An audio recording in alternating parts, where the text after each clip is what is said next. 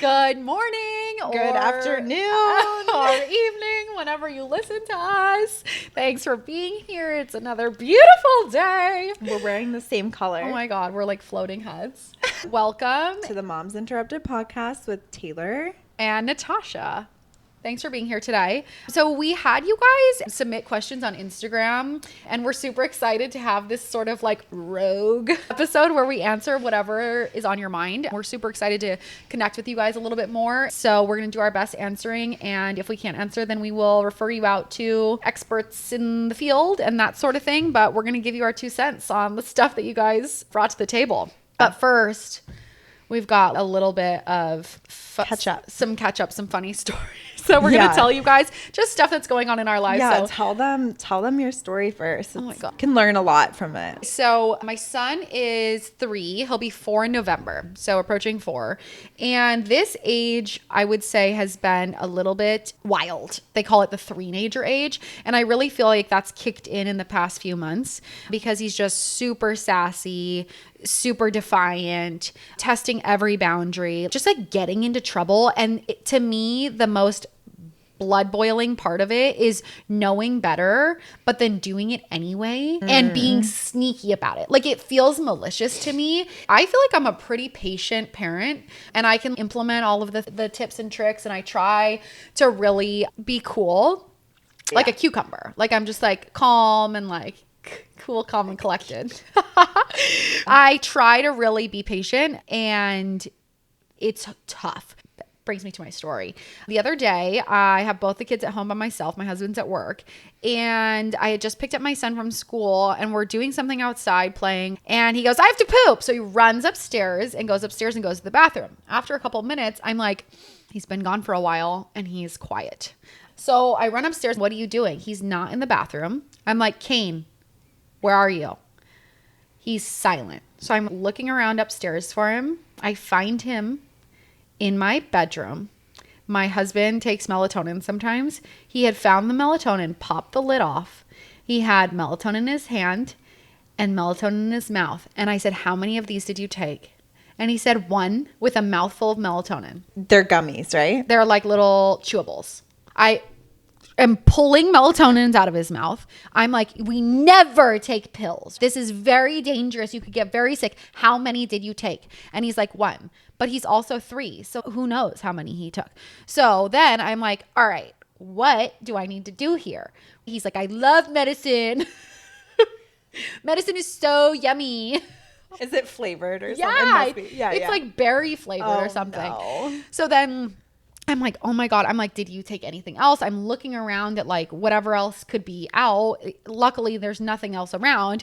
Everything else has a child lock, but not the melatonin. Like, why does the melatonin not have a child lid? Anyways, so I'm like, Interesting. yeah. It's like a pop. it's just thing. a pop. Like, pour it out like candy. So anyways, I need to call poison control because I'm like, do I call a pediatrician? So then I realized poison control. So I call poison control. They're like, "Is this a life-threatening emergency?" I'm like, I don't know. Yeah, you tell me. You tell me. So they're like, "What happened?" I tell him I have a 3-year-old. He got into melatonin. I don't know how many he ate, but he said he ate 1, could be 10. no. They're 3 milligrams each. What is the risk here? And she's like, "This is actually our most common call." And she's like, "Look, he's not going to die, but he's probably going to be really tired. So make sure all of your meds are in a safe place away from where kids can get into, but also he's going to be fine. You don't need to go to the ER." Yeah. So he went to bed and he slept for almost 13 hours that night. Oh my gosh. And that prompted me to go through our entire medicine cabinet, put everything up away, that anything that he could possibly get into. The worst part about it is that the next day I found him in that same bathroom stacking up a like step stool trying to get into the medicine again. Excuse you. That's not okay. No, it's so hard. Even my 2-year-old will move a chair around to try to get up to something that he's seen. So it's like, It's so hard to fully childproof your home. And I feel like for the most part, by the time the second kid comes around, like, like what Yeah. the bogeys are. You got child locks on certain things, but this one really threw me for a loop because I did not expect it. Like, I have a lot of forethought about these kinds of things. I'm prepping and making sure everything's safe, but man, I was not ready for the 3-year-old getting into trouble stuff. So word for the wise, put your meds somewhere else. That also made me think, we have a bar card. I gotta put this somewhere else. This is dangerous. I know. He's just gonna be tasting it. I love medicine. Yeah, and Tequila like, medicine. and I need to get this kid a play doctor kit. Maybe he'll be a doctor. Maybe. I have a play doctor Do kit. you? We Okay. just got it for his second birthday, and he loves it. And anytime he gets a little boo boo, he goes, "Doctor, doctor." Can I get need the doctor. Can I get a swipe up for the link for that? Yeah, so 3-year-olds apparently are Hide your melatonin. That is really interesting, though, that the biggest shout out there, too, is also checking all the lids on your medicine. Just knowing that some aren't childproof. I understand people think of melatonin as like a safe, quote unquote, thing. you still don't want your kid eating it like candy. So, anyways, he's fine. But glad it wasn't something worse. I mean, not that I have anything worse, but just like, if it was like Totally. Benadryl or something. Totally. My pediatrician actually warned me of grandparents coming into town and leaving their thyroid medicine out or their heart medicine, and kids having to go to the ER because or our friends who just had to fire their nanny because they kept finding Adderall on the floor. Yeah. Like whole pills. Right. No. Crazy. And their babies crawling and just putting stuff in their mouth. So dangerous. So scary. Yeah. Obviously, that was a good warning for me. So, Friends, anyone. I mean, I even think about when my dog swallowed too much weed. Yeah. When we lived in LA because our roommate would smoke. Yeah. And left it out on the table. Your roommate. It really was. I know. I'm just kidding. Anyway, my dog ate it. It was like a whole ER visit. It was my God. ridiculous. And they were like, there's nothing we can do. He's just really stoned. Right. But imagine that's That's your kid. No. So sad. Oh my God. Right. And there's so many like gummies and things now that look like candy. Oh my God. No, not in my house. So scary. So scary. Hide all of that or just don't have it in your house. Yeah. Don't have it in your Crazy. house. They do make lock boxes, Or meds. medicine. And they're small, so you could put it on your counter somewhere. But yeah. So anyways, that's what's going on with me. What's going on with you? We have been doing preschool acclimation visits. My son starts next week at the school Natasha's son goes to because I copy everything she does and don't want to think about anything myself. I'm just the guinea pig. I'm the type A guinea pig. I literally put her as like the number one person who can pick up my kid from school. I'm Well, like, both my Natasha. kids are going to be going there, so it's just easy. Yeah. It's easy. They know her. They Yeah. know she's responsible. I'm not kidnapping your kid. Yeah, I you're pick him not. up. But yeah, it's just so many feelings when it's Yeah. interesting because I've been home with him for a full 2 years and I've only had help for a few hours a week. And it's from a nanny that we both use and love.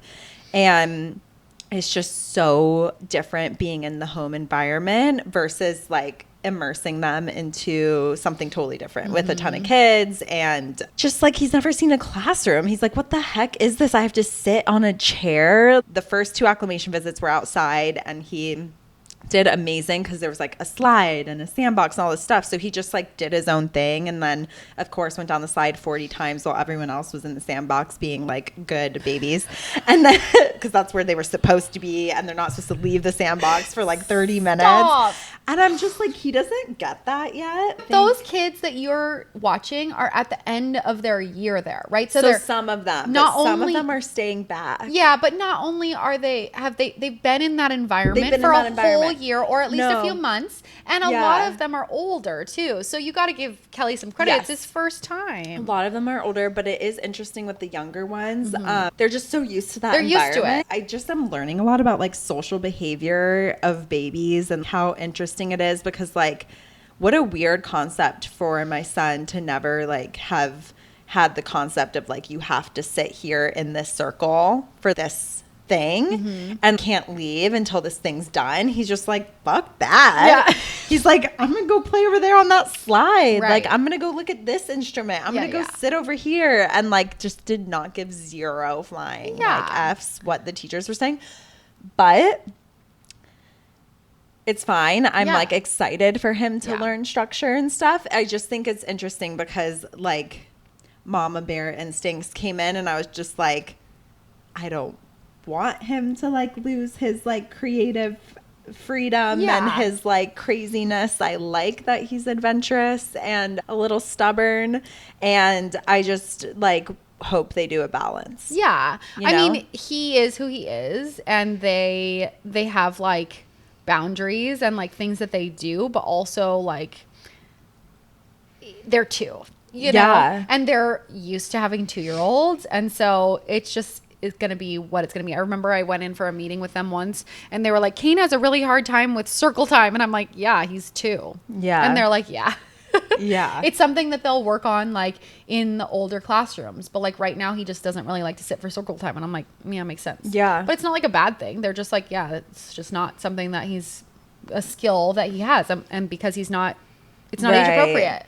I do think like the social stuff too though is so interesting. Like they did a little twist and shout dance with a partner, Mm-hmm. and the girl didn't have a partner and noticed that Kelly was like over standing on his own, and she like went up to him and tried to like grab his hands, and he was just like, what the fuck? Like, who is this stranger? Yeah. And she's younger than him. And it just got me thinking a lot about how like beneficial it is to be in those environments. Yeah. Because like so far I've liked that he's stranger danger, Yeah. but I'm ready for him to like branch out and meet Yeah. strangers and like well, and kids his age, get used to right? socializing. Because 2, they do a lot of parallel play, but then as they get closer to 2.5, 3, they start playing with Yeah. other kids, and that I feel like that's so important for Yeah. them. I think it's also so important for them to be around like different environments. And different caregivers. Yes. And we're doing half days, which I feel super good about. Yeah. I'm like, It's just a couple it's just hours. a half day. Yeah, But it's such a big adjustment. Totally. Than like And- me being at home, like seeing with what a the nanny. nanny's doing. Totally. You know? 100%. It is an adjustment for both of you. And like the first 2 weeks when I would drop my son off, I would cry every day. Oh my God, stop. That's going to be me. So yeah, I'm just warning you. I can't even do the drop offs. You have to give both him and you grace because Yeah. it's an adjustment. It's an It's adjustment. different. But kids are super adaptable. Yeah. And he's going to love it. I already know he's going Once to love it. And you can always change your mind. Can always change your mind. That's something to It's hold so on true. to. Yeah. So like yeah. if you decide, you know, Totally. in 2 months, you're like, I felt never like I was mind. like drawing a contract with my blood. Yeah. I'm like, literally, I could leave tomorrow. You could just be like, I just would never lose mind. it. Yeah. So reserve the right to change your mind. Always in motherhood. Yeah. That's like the number one thing. Yeah. So Okay. we'll get into it. We're going to start with all of into your it. questions. All right. So, registry. Ooh, I love talking registry. Yeah, this is good that I'm asking you this because I'm type B. I literally ask Natasha still to this day about like products and stuff because like I'm not going to spend my time researching Meanwhile- when Natasha already has researched all of it. Why would I do that? The path has been paved. Don't need to reinvent the wheel. I've done it. Someone DM'd us asking about, please, by the way, keep reaching out to us. It's just so fun. It's so fun. We love talking with you It's guys. so fun. But someone DM'd us who's a neighborhood mom and was asking about preschools. And I literally just marked it unread because I was like, this is obviously a question for Natasha because she's already done all this research and I asked her what preschools to apply to. So anyway, this is why I'm asking you about the registry. hilarious. Okay. Registry. What items ended up being unexpectedly useful and used all the time? I use the DocuTot a lot or the Snuggle Me Organic. Oh. I have one. Okay.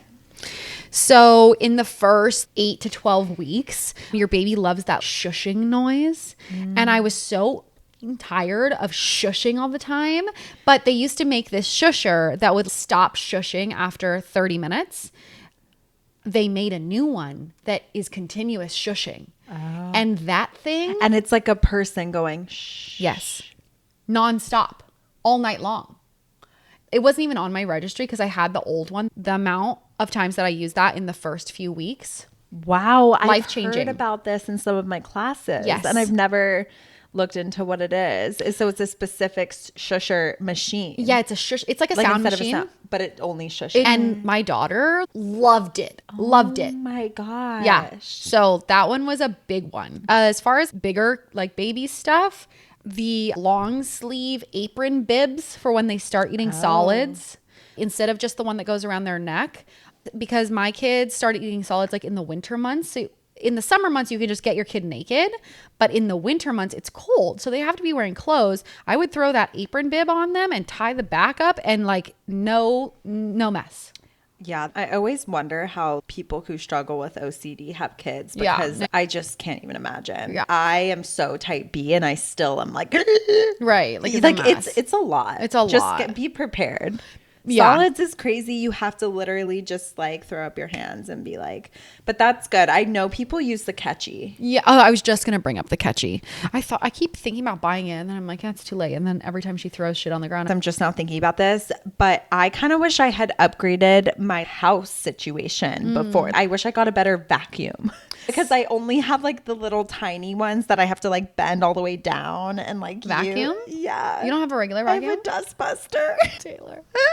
And I feel like when having a kid, it's so necessary. Yeah. Like I almost wish I put that on my registry. The amount of cleaning that The you amount do. of cleaning, like upgrade the small things that will make your life so much easier. Recently got rid of my Roomba knockoff because like my cat shed on the ground and it sucked up all the cat poop and I was like, this is going in the trash. I'm not cleaning this out. But I've been thinking about getting a new one because Roombas are great. it's so clutch to just have that running all the time. So I'm not constantly sweeping everything. Yeah. So much of the kids stuff is also like the cleaning stuff. And so if you can optimize the cleaning stuff, that takes stuff off your plate to focus on other things. Yeah. So that's a really good call out. I like that. Okay. What baby items did you think you would need, but you barely used? I didn't use baby plates and bowls. Yeah. I just slapped stuff on the actual Tray. Yeah. And I think next time around, I'm definitely not even going to bring them out because I feel like that's for when you're older. I got all these cute silicone like sets and I got them out the minute he started solids. Yeah. And he would just get it all over the tray and the Right, you're like- and then it's like, why did I just put it on this cute silicone little divided plate thing? The other thing I want to call out about the silicone stuff is that if you put it through the dishwasher, it will taste like your dishwasher soap. I found that out the hard way. My son stopped eating solids at one point, and then I was like, why isn't he eating this? I tasted his food. Everything tasted like soap. Weird. I kind of am starting to feel a little bit iffy about silicone Yeah, me stuff. too. Studies have started to show that it still sheds plastic. Yeah. So I'm just like, put it on the tray. I have these like little porcelain plates that are not actually sticky, but they have like a rubber thing around them. So they're really hard to pick up because not only are they like kind of like rubberized, but they're heavy. Yeah. I really like those, and I like my stainless steel ones. I like my stainless steel ones. And they have Wish sticky I on the had bottom. Put on my registry just stainless steel Yeah. stuff. I'm over the silicone stuff. It's harder to clean. And Well, then and it it's tastes like iffy soap in the dishwasher. Yeah. I did the bamboo, and then it got moldy, or it went through the dishwasher, and like it started like fraying, like the wood. Basically, like all the aesthetic things. No. Because I feel like those little sets are so cute. They are so cute. The stainless steel, it's like you can't go wrong. It's healthy. Yeah. It's so easy to clean. It's foolproof. Like you can't mess it up. You can't mess it up. Out with the silicone. But okay, so out with the silicone. Yeah, as far as like baby stuff that I bought, I feel like all the things. I know you didn't ask me this question, but I'm going to answer anyway. But like just because there were so many things that I bought that I used for such a short amount of time that I was Yes. like, man, that was sort of a waste. And Yeah. like I didn't actually need it. Yeah. You need somewhere to put your baby down that's a safe place for them to be put down when they can't sit up yet. And for me, that was, I bought one of those swings and like that was on my registry, but also like, did I need that? No. Like you can just Yeah. put them on the ground. And then there's just so many things that are being thrown at you. They are like, you need this, And not you just only don't. that, but you need the brand Right. that everyone Right, is right, getting. right. You know? I actually found like, because I bought, of course, like 3 different swings.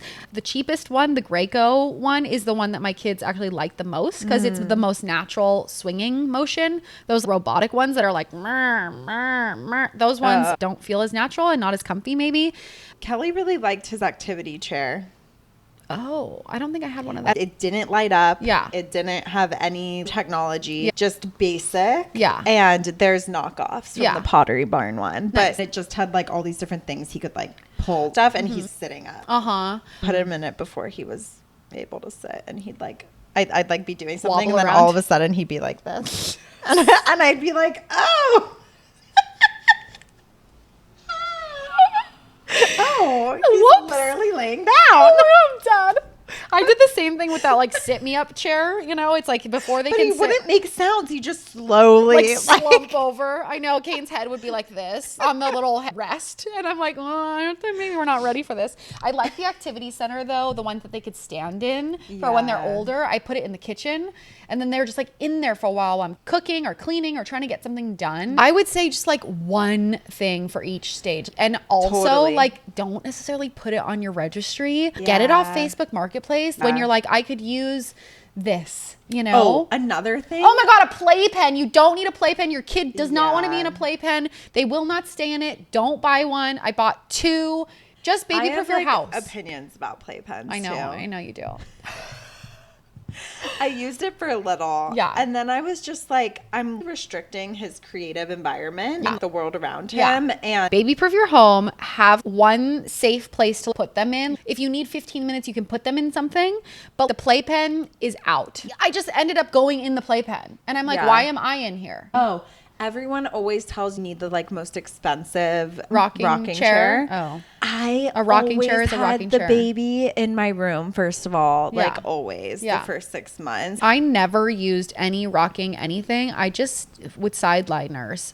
Well, yeah, exactly. In the beginning, you don't need it. It's something you can actually do without. But also, You I definitely got don't need a it. great one that was still eco-friendly, non-toxic off Yeah. Amazon for like 1/5 of the price of Yeah. the one everyone gets from Pottery Right, right, Barn. right. And I was like, what? This is criminal. Yeah.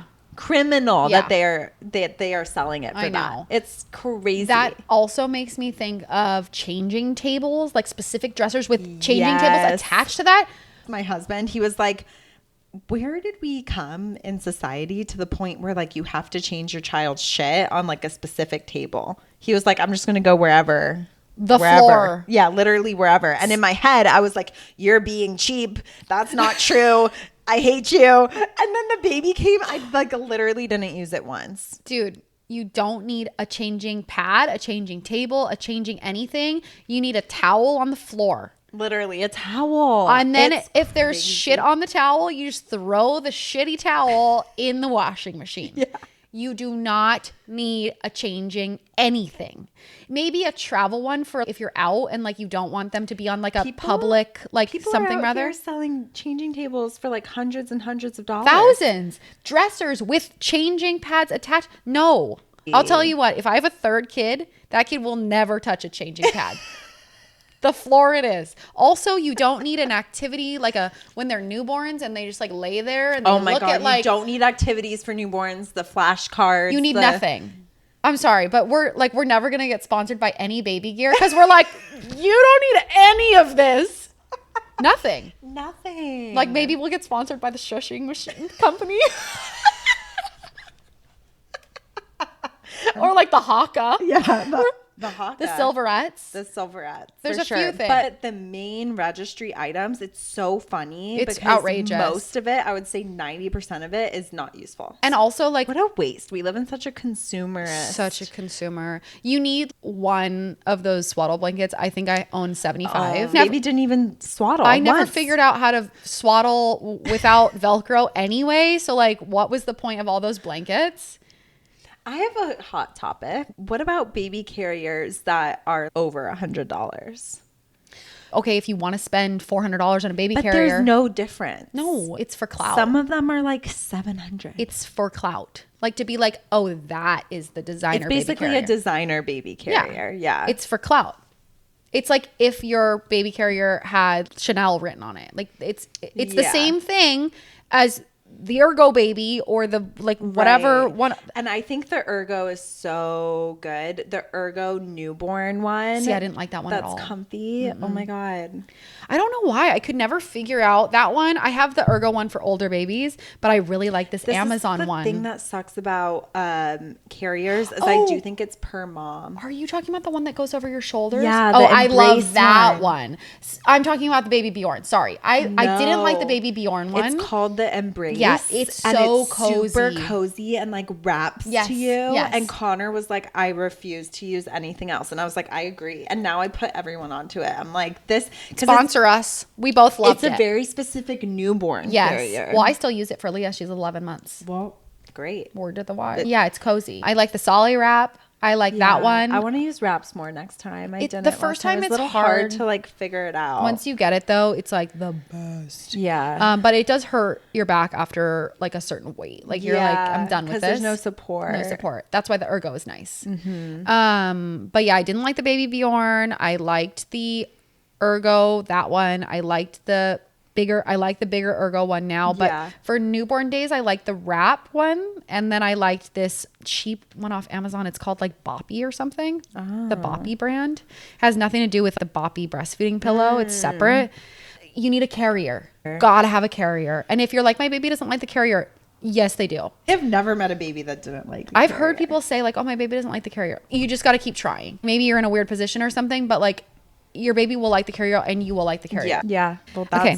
that's that on registries. registries. You didn't really ask, but we gave you 20 minutes on it. Okay. What do you do with a newborn when they don't have vaccines? Will I ever see anyone? So, yeah, it's pretty isolating. I would say see people outside before they get they get vaccines at 2 months or something. So, yeah, I mean, I still saw people. I also feel like for me, it depended like Who? what season, who, like, Yeah. Here's the thing with sickness is there's only so much you can avoid. Yeah. And I do think isolating yourself comes with other mental health issues. Yeah. So I had a really bad experience when my son was 6 weeks old and he ended up getting RSV, and it was from his cousin who Yeah. I was in no way going to hold off seeing, but maybe next time I won't have older cousins hold my newborn. Yeah. Maybe it will just be outside in Yeah. or in a room, but Yeah. windows are open. I think there's like certain things you can go about, but also I just think that there's always going to be something to fear. Yeah. And even just getting in a car is more dangerous than the chances of them getting some of the diseases that they're vaccinated against. Yeah, so yeah. I think those first 2 months, it's like whatever you have to do to feel sane. And The other it's thing, scary, the other but- thing too is like that a lot of it is a first kid thing because the second yes, kid, the second kid, it's like the first one's already at school or daycare or something. the second kid comes home and they're immediately sick. So just offering some perspective here, because the first time I didn't let anyone see my baby for 30 days. And then after that, no one was allowed to see or hold him until he was 2 months. And then after that, it was like, we have to be outside. This is like my personality, but it was like super rigid. And I had all these rules. And the second time around, I was like, well, the most disgusting person in this room is my 3-year-old. And like, what am I going to do? Totally. What am I going to do about that? Nothing. So just offering a little bit of perspective there that like, it's And obviously, he wants to kiss and hold his baby sister. I didn't allow It's like- kissing. I still had rules, but like, Yeah. he's going to infect me and then I'm going to infect the baby. Right. And then Yeah. the baby was sick and like, we just had to deal with it and it was bad, but like, everyone's okay. You still got to get out. I know people who like wouldn't even go to a coffee shop, wouldn't go out to a restaurant because they were worried about the baby. Obviously, you have to do what you're comfortable with. And like you said, I think it matters what season. Also, if they're on you in a carrier and you're breastfeeding, Yeah. giving antibodies, it's one thing to like be giving them to people to Yeah. hold and like kiss and touch. If But it's they're- another thing if they're like on you. if they're in a carrier, like Outside, outside, like- the second time around, I don't know, 5 days in, we went out to a restaurant. We were sitting outside, like Yeah. the baby's in the car seat or something. Yeah. I felt comfortable with that because Yeah. outside air, you know. Yeah. It's tough though. It's tough to navigate. You care about your baby so much, and you just don't want anything to happen to them. So those are super valid feelings and concerns. But also, you gotta find a happy medium. Meet up with your friends at a park or something, and just be like, can't hold baby until a few months. Yeah, whatever feels right. Okay, here's a good one for you. Breastfeeding while starting solids. How much food do I need to be giving them? It starts off as exploration at 6 months or whenever you start. Some people start a little earlier. It really depends on if your baby is showing signs of readiness. Like, that's the biggest thing. It's less about how many months they are. My baby definitely wasn't ready till 6 months. But even then, he was very slow in terms of liking solids. It really is so dependent on your situation. But if you are still breastfeeding, which this person is who asked, I would say what I like to do is do my feed, and then once they've digested breastfeeding, explore food. And people like to say you have to explore this food for 3 days and then explore this food for 3 days. Please just throw that all out the window. I think that's outdated. That is such BS. No, it's outdated. There's no reason to wait 3 days in between introducing. No, it's so crazy. I mean, I do find it's better to introduce foods in the morning, especially because if there is a reaction, you have time to figure it out. Your doctor's office is open. Because like I did experience a lot of allergy issues. Yeah. And if I would introduce something later in the day and he full body broke out with hives, I didn't really have a lot of people to call, and then you're going to the ER. Yeah. So that's a good tip. That is my number one tip for introducing solids is do it in the morning. Try all the foods possible. It's also known now that you don't wait to do allergens. Yeah, early and often. And then for the specific question for how much, it's honestly what your baby wants. Follow your baby. Don't look up an app that's like, you have to give this ounce of like food or whatever. No, it's baby led. So if your baby really likes solids, my son was obsessed.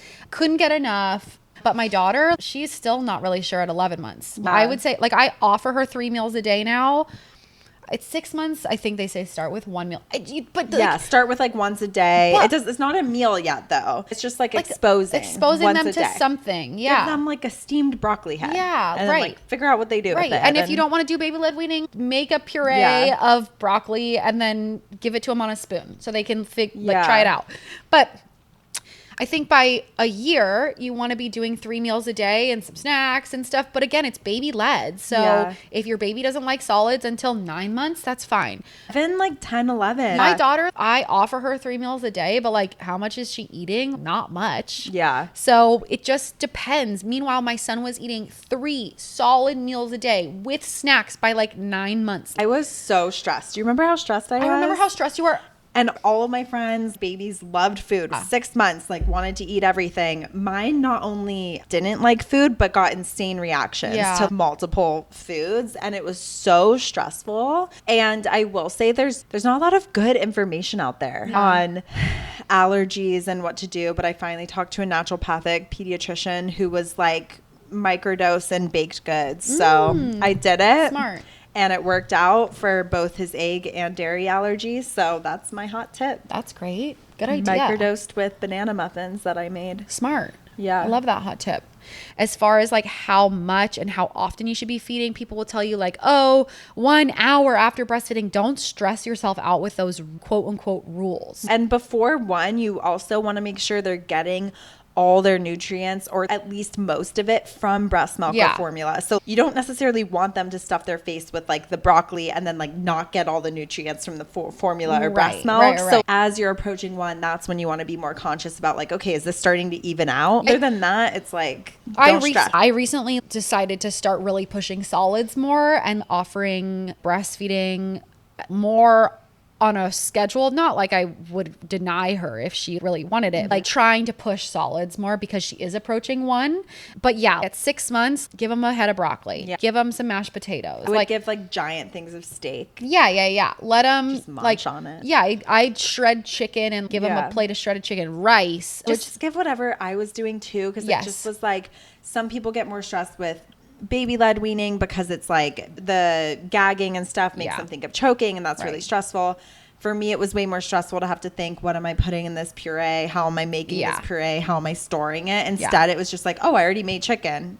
I Here's would some Google solid starts. Yeah. How do I serve my baby chicken? Yeah. And it would show me the picture. Other big piece of advice I have for starting solids is to Google a YouTube video on choking versus gagging. Right. And it's traumatizing, but watch it. Watch the difference and Yeah. get to know the difference, because gagging is actually a valuable reflex for them to learn. And it's scary, but there's some reasons behind why they need to learn what it is. Yeah, something to note too on gagging versus choking is that babies' gag reflex is at the front of their mouth. Yes. So it's really just the food being in their mouth that makes them gag. It's not that it's in the back where adults would gag if they were going to choke or something like that. Yeah. So it's not the same. It's just that they're not used to the texture, the size, all those sorts of things. I will say that with both my kids, I was not super comfortable doing full baby-led weaning until they had the pincher grasp, which happens closer to 8 or 9 months. So I did a lot of purees in the middle, and it's okay. You don't have to choose like purees or baby-led weaning. It's just all about figuring out what's best for you and what's easiest for you. Feed your kid how you want to feed them. And But you don't want them to be on purees the whole solid journey, or else they don't learn specific skills. I'm talking like At the doing a beginning. combination. Yeah. You definitely want to, like, by the time they have the pincher grasp, you definitely want to be introducing like because you pieces learn of food. oral skills. There's benefits Yes. to learning how to chew and Yes, swallow. for sure. And having purees, like, they need to figure out those skills. But yeah, if it stresses you out to give them like a giant piece of steak right at 6 months, like you have a couple months. Don't Don't make it too much work on yourself. Like, just 100%. introduce whatever's in your fridge. and I just make whatever. Make it easy. Yeah. A lot of avocado. My son hates avocado. Oh my God, sad. Hates avocado, hates eggs, hates yogurt, hates all the easy things. Nice. Good times. Likes quesadillas. How do you balance incorporating your single friends into your mom life? I think single or not, it's just figuring out the new dynamic. And sometimes you're going to have a problem with mom friends, and sometimes you're going to have a problem with single friends. Everybody has to adjust because your priorities change, and maybe things shift for a while, or you're not able to go do the things that you used to be able to do. As far as like incorporating my single friends, I just tell my friends, hey, you guys want to come over one night for dinner? And then we do dinner and bath time together. And I tell my husband he has a free night, and we hang out and watch movies after the kids go to bed. Or I'll put the kids to bed, or I put my daughter to bed, and my husband will stay up with my son and put him to bed, and I'll go out with my friends. To me, it's just not that big of a difference. So I agree with all of that. And I think that the adjustment sometimes is almost harder for the single friends. For sure. Than for the moms. For sure. Because I think it's on the single friends to understand that our lives have changed a lot. Yeah. And so it's almost that they have to adapt and be okay with being around kids. Yeah. And like, I think that can get tricky if you have single friends that like don't necessarily want to be around kids all the time, or don't want kids to come out to dinner, or they want to go out to dinner. They don't want to come over and do bath time. But like, thank God you have amazing friends who like just want to be with you, and they don't care if they're with. But I think I could see friendships dissolving if the single friends aren't willing to be adaptable to what our life is. I'm so lucky that all my friends want to be around my kids and love my kids. I also think that there is something to be said about giving your friends your undivided attention and prioritizing But that. that's why it's nice that after bedtime, it's like you're watching movies That's and what- like you're that's- together. That's my You might thing. have to be more strategic That's the about like thing. the way you get that alone time. Yeah. But that's still alone time. I think that as long as, and my single friends correct me if I'm wrong, I think as long as people feel prioritized in your life, even if it's in a different way than it used to be, then I think everybody's happy. And I feel the same way about relationships, like with me and my husband. As long as we both feel like we're still important to each other, maybe we have to get a little bit more creative in how we spend one-on-one time together and how we get quality time. Same thing with my friends and my mom friends. Like, it's all the same. We have to get more creative, but as long as everybody is still acknowledging that we like love each other and we want to spend time together, And that you're trying. that's all that I think that matters. where you hit problems is that if you're no longer prioritizing your friendships and your single friends feel pushed to the side, like they're not or if important to you. people have different ideas of what like prioritizing is. Right. Because like sometimes people expect you to get a babysitter and Right. like always do girls' nights. Right. But then it's like you're not in that phase yet. You have a Right. small baby. Right, So like right. It's just all about communication to Yeah. me with every relationship in your life, whether it's a mom friend, whether it's a romantic relationship. And if people in your life can't accept that, like right now, this very temporary state, you can't do things the way you used to do them. I mean, yuck. yeah, right. Bye. Yuck. But also like I think explaining to a single friend who maybe is having a hard time adapting, like, hey, this is super temporary. I really want to spend time with you. This is how I can do it. And giving them options and being like, you know, I can go on a walk. I can go to lunch. I can sneak out at this time. Yeah. Can we do it at this time?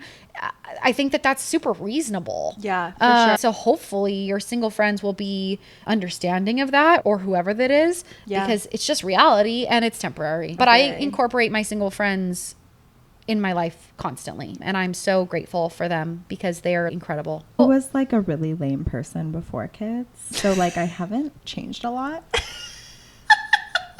My friends are like, this checks out that she doesn't want to drink or go out. My best friend just visited me and she's like, you made a reservation for 4:45?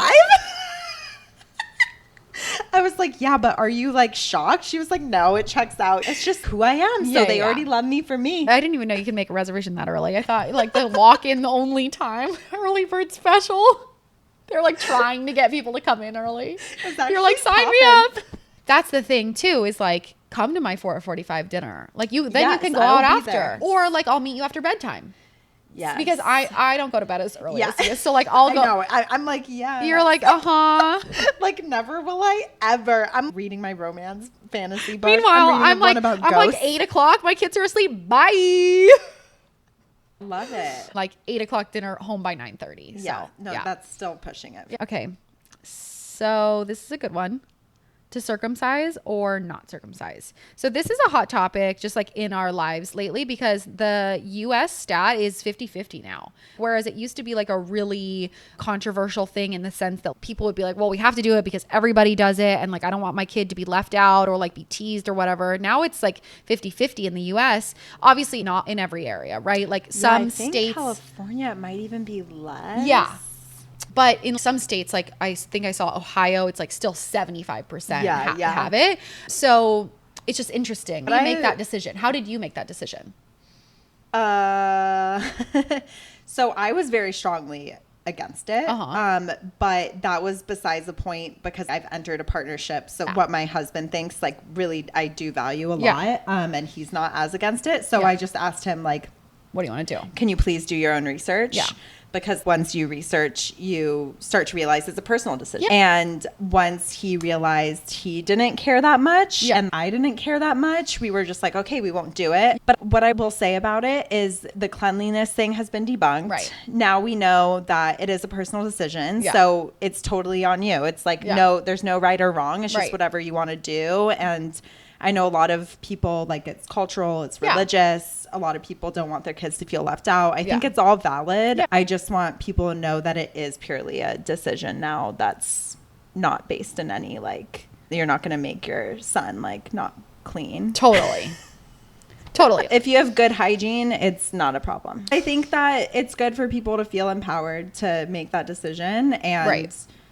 there's no right or wrong. It's just what you want. Yeah, totally. In Europe, it's like no one is. Yeah. So do your research worldwide, right? Because totally across worldwide. the board for all decisions, because it's really interesting to read about what other countries do regarding so many other things. And I understand too that men sometimes have a stronger opinion on it. I was Yeah. like, you have the same parts, so like Yeah. you go ahead and decide. Yeah. And who knows, maybe in 20 years even less people will be. You just Probably. like never know. Probably. What are your suggestions on keeping a good marriage when you're in the thick of raising kids?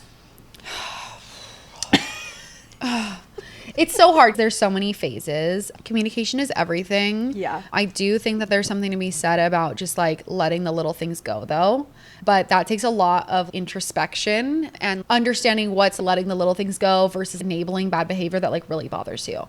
So what I do is I have a note on my phone, and when I'm really feeling heated, I write stuff down. Or if something feels like it is a recurring issue, I write it down and then I try to bring it up in a very calm way. Obviously, this is not 100% of the time because everybody has their things, but I go to therapy because I find it to be very useful to have a unbiased person to talk to. So therapy would be my number one, whether it's like couples therapy or by yourself. I like to go by myself. I've never been to couples therapy, but I like to go by myself just because it's kind of like me time and almost like self-care for me. And I just learn a lot of tools. I do not feel like I grew up in a household that had a lot of like emotional vocabulary. No fault of my parents. I've just learned a lot. I've been able to label the feelings that I have better and therefore communicate better with my partner. So yeah, I mean, communication, being like, hey, we're on the same team. I don't want to fight with you. I just want to work through this so that we can be happy. Reminding your partner, I want to be happy and I want you to be happy. I want everyone to feel like they're getting what they need here. Writing a list of what your perfect day would look like. And so your person understands. I'm talking like down to the little things, like you do the dishes while I get the kids ready for school, that kind of stuff. I saw something recently that I really loved. It was a quote and it was like, don't marry someone who only wants a wife. Marry someone who wants to be a husband and a father. It just stuck with me because I feel like when I met my husband, I had all these like weird thoughts about how, am I someone who believes in monogamy? Like I have this like internal freebird spirit where I'm like, do I feel like society pressures us to be in these holes even though I feel like I found my person? Anyway, I was going through all this crazy stuff internally. But the one thing I was like so confident about is that he'd be such a good dad. Yeah. And I never lost confidence in that. Yeah. And I do feel like it's just a little golden nugget advice. Like when you meet someone, make sure they're committed to that too. Not just marriage, wife, and then like go do your thing. Yeah. If you want kids, it's not just about you two anymore. Yeah. You have to be committed to being a dad, a mother, a family unit. I think women in general, but like me specifically, I like expect my husband to read my mind. And like I would hear people say that and I'd be like, I don't do that. I do.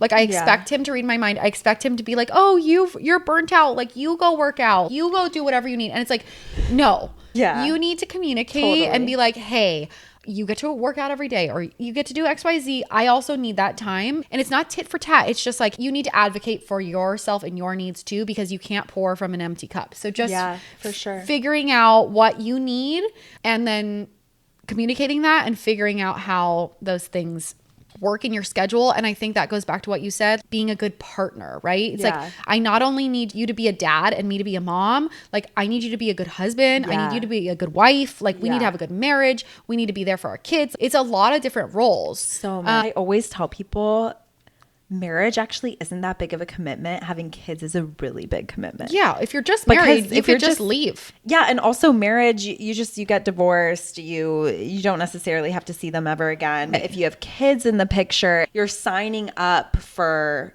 your whole life of caring at the same time with another person. Right. And co-parenting. It's a huge, huge commitment. And you just have to like ride the waves too and realize that like your relationship ebbs and flows. Yeah. You have to know you're marrying someone who can go through the seasons with you. Yeah. You're going to get pissed at each other. For sure. Marriage with kids is so hard. It's hard, but it's also so rewarding. Anyone who doesn't have anything to say about that, it's like, hello? Yeah. Like what? Yeah, no. It should be hard because you're taking care of a human. You've never done it before, especially if it's a first time parent thing. Having little kids is just all encompassing. And so how could it not be hard? How could it not be hard? And you're like learning on the job. Isolated nuclear family most of the time. You're spending so much time trying to figure out how to raise this little child and the stakes are so high and it's I like to tell my husband that even if we can't go out for a date night, after the kids go to bed, let's just like sit together on the couch and like hold hands and watch a show together. Cute. Because I just find that if we actively decide to have a little like cozy date together, that really brings us together again. Yeah. I need to and take that's some notes from free. Meanwhile, I'm like, I'm going to bed with the baby. But that's why, remember, like I told you, like I need the hours of 7 and 9 Yeah. to myself. But like you have other times that I don't know. I don't know. We need to work on that because sometimes I feel like I just don't even see him during the day because Yeah. he gets up super early to leave for work. Right. And then I've been going to bed with the baby. Yeah. So It's really hard. it's so hard. And sometimes it's okay if you feel like you're in this weird in between Limbo. where you can't find the time. I just think that's why you have to sign up for kids with someone who you know you can get through all those rocky things. Yeah. And that you know you'll come back to each other. Yeah. You know? Totally. And again, just communication. Yeah. Yeah. Yeah. It's a lot though. It's a lot. What is the worst piece of advice you've ever gotten as a mom? That you have to start things how you want to end them. Go into that. First of all, any advice that you get, take with a grain of salt because there's no one size fits all for everyone, for every family, for every baby. And I just like to live my life reserving the right to change my mind. Sure, there's something to be said for setting yourself up for success and setting expectations for your partner or boundaries for your family or having a routine. I'm pro all of those things, but saying that you have to start things how you want to end them because otherwise it's not going to work out or things have to be rigid for you to have some certain outcome. I didn't know what I was getting myself into when I became a mom. That was said to you when your baby was how old? An infant. Yeah. And it's like, it's just so crazy to me because I started out really adamant at like 6 months. Okay, baby is in own separate surface crib, like through the night. Yeah. Boom. Yeah. All of a sudden at like a year and a half, my son was just like, that's just not who I am anymore. And just totally changed it. And Right. I had to be flexible. Yeah. And readjust as a family. And it just goes to show that even if you start it the way you want it to end, like it just doesn't matter because kids aren't like that. Right. They're not like robots. they're just not robots. And like apply that to your relationship, apply that to your friendships. Like I just don't live my life in this like rigid black and white world. Things change. Relationships ebb and flow. I just don't believe in that. I believe in fluidity. I believe in taking a step back and being like, okay, this is where we're at right now, but this is temporary. So my biggest piece of advice would be to get comfortable being flexible. Yeah. Even if it's not your nature, try to take a step back. We're all living on this like floating rock through space. It's not that serious. Yeah. Okay, if your 1.5-year-old wanted to sleep in bed with you and you were like, I don't want to do this anymore. Right. You can be like, Figure okay, it out. figure Yeah. it out. We're not going to do this. But like also if you're cool with it, great. Just because you started it a certain way doesn't mean you have to end it that way. just because I You thought thought- I wanted to end it that way doesn't mean now I want to end it that way. Right, exactly. You know? So reserving the right to change your mind, being fluid, being flexible, like these are all skills that I think are important, and no advice is the end all be all, like the rule. Can we talk about fire crotch really fast? Because someone submitted a question Lightning asking about fire crotch, but it's actually called lightning crotch. And I was dying laughing because if you know what fire crotch is, I'm pretty sure it just means you have red pubes. Correct? yes. But I was dying laughing at the question because I was like, I know what you meant, but this ain't it. Lightning crotch is real. Yeah. It's in pregnancy. It's basically the baby's head is down and it's pressing on a nerve and you get a shooting lightning pain down your low back, into your leg, thigh. I've had it many times. It's horrific. Didn't have it too much, but when it happened, and it was always towards the very end, You'll like topple over in pain. it felt very weird. Yeah. I was in like excruciating pain. And it happened a lot. So fun. Pregnancy's so fun. Thanks for tuning in. Yeah, keep asking us questions. It's so fun to be able to interact with all of you guys. Thanks for See you listening, next guys. time. Bye. Bye.